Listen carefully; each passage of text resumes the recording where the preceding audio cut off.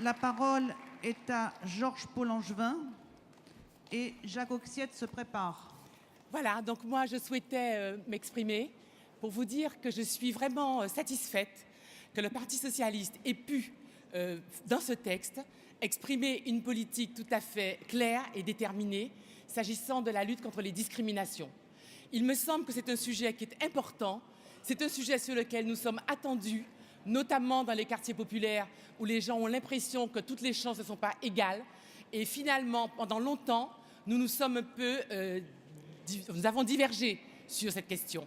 Et dans le texte, nous sommes parvenus à faire quelque chose d'équilibré qui donne un avis positif sur un certain nombre de mesures concrètes qu'avec les députés socialistes, nous avions proposées pour essayer d'avancer.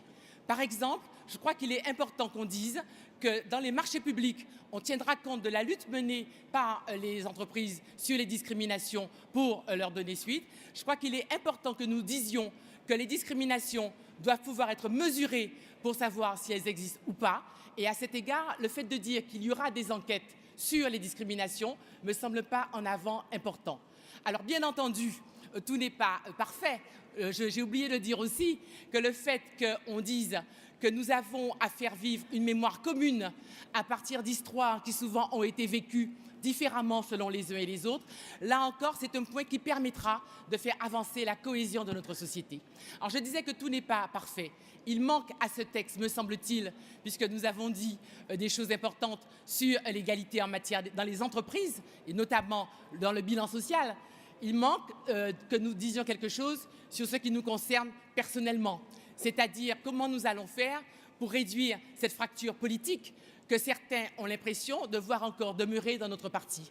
Il n'est pas tout à fait vrai que selon qu'on soit né dans tel ou tel quartier, avec telle ou telle allure ou telle religion, on ait autant de chances de représenter la nation, de représenter son pays, que si on a un autre profil. Eh bien, je pense que là-dessus, le Parti socialiste, et notamment, je crois qu'il y a eu ce qui a été fait par Martine Aubry et Elisabeth Guigou sur la loi. Je pense à des tentatives qui ont été faites par François Hollande et Bruno Le Roux quand il s'est agi des expériences précédentes et des désignations.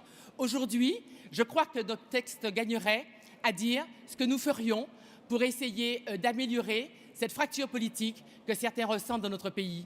Je crois que notre parti est très attendu là-dessus.